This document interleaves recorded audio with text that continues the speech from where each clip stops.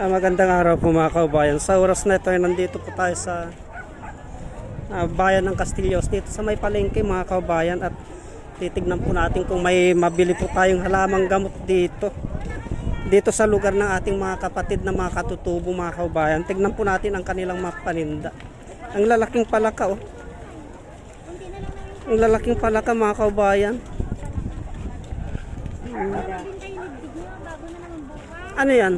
Bullfrog? Ay, ang lalaking palaka mga kaubayan. Tignan po natin. Mga exotic food ito. Magkano kilo niyan, ma'am? 200 po isang kilo mga kaubayan, mga exotic food. Kasi hindi naman po natin alam balatan niya. Kaya ikot po tayo mga kaubayan. Ito naman talangka. Oh.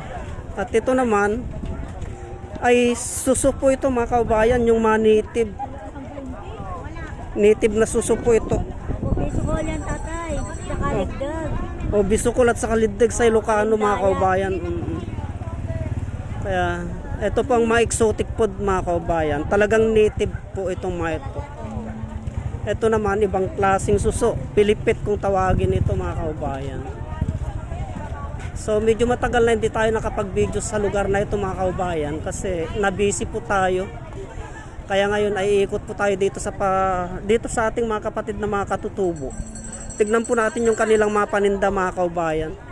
Iikutin po natin, baka sakaling may mabili po tayo dito. Ayan po, sari-sari po ang kanilang mga paninda mga kaubayan. Ayan. Puro mga katutubo ito mga kaubayan. Puro mga katutubo ito nanggaling sa kabundukan ng nasasakupan ng Castillos, Zambales at San Marcelino, Zambales. Ganon din po ito. Puro mga native po ito mga kaubayan. Ikutin po natin mga kaubayan, baka sakaling may makursunadaan po tayo na makita na mabili. Tignan po natin ang kanilang mga produkto. Napakarami po nilang produkto mga kaubayan. Ang dami po, sari-sari. Nung last na magpunta tayo dito mga kaubayan ay kukunti po yung kanilang paninda. Pero ngayon ang dami, oh, sari-sari. Tignan po natin kung baka sakaling may makita po tayong mga lamang gamot mga kaubayan. Ayun. Sari-sari, may mga pako. Ayan. Mga saging at saka yung mga kamote mga kaubayan, ang dami, oh, papaya, luyang dilaw, oh. Pagmasdan po natin mga kaubayan, ang dami hanggang sa dulo. Halos pares-parehas ang kanilang mga paninda mga kaubayan.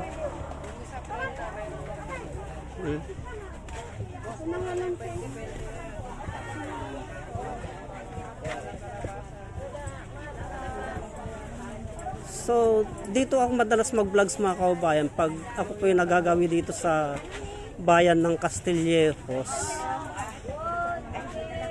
Hindi ko po maiwasan na hindi pupunta sa lugar na ito, dito sa lugar ng ating mga katutubo. Ito naman po yung papait. Kung nyo pong balikan yung aking mga videos, isa po ito mga kaubayan sa ipinalabas kong videos noon. Nagamot sa ubo, itong papait na ito. Tignan po natin mga kaubayan. Sa ubo. Tignan po natin mga kaubayan hanggang sa dulo.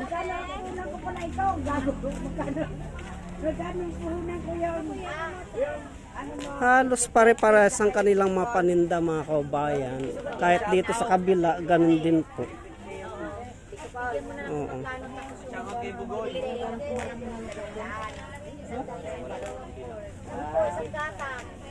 Itong mga kaubayan ay luyang native po ito. Pananim ng ating mga kapatid na mga katutubo.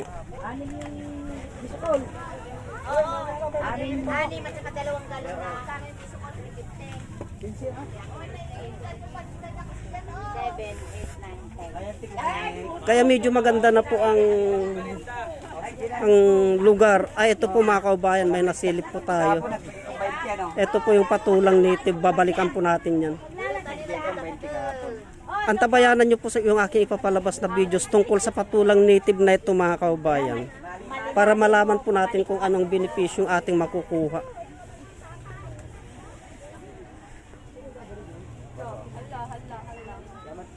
So dito po nagtatapos yung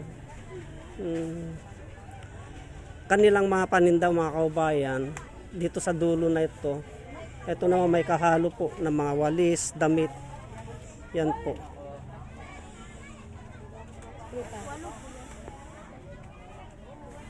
So hanggang dito na lamang po sila mga kaubayan at tayo po babalik na. Meron din pong mga pananim na seedlings. Yun po yung nasa dulo na yun. Mga seedlings po yan. Kaya babalik na po tayo mga kaubayan. At babalikan po natin yung patulang native na aking nakita doon. Kaya tabayanan nyo po yung kasunod na videos nito mga kaubayan. Pag nasa bahay na po ako. Kasi i-actual ko po lahat yan mga kaubayan.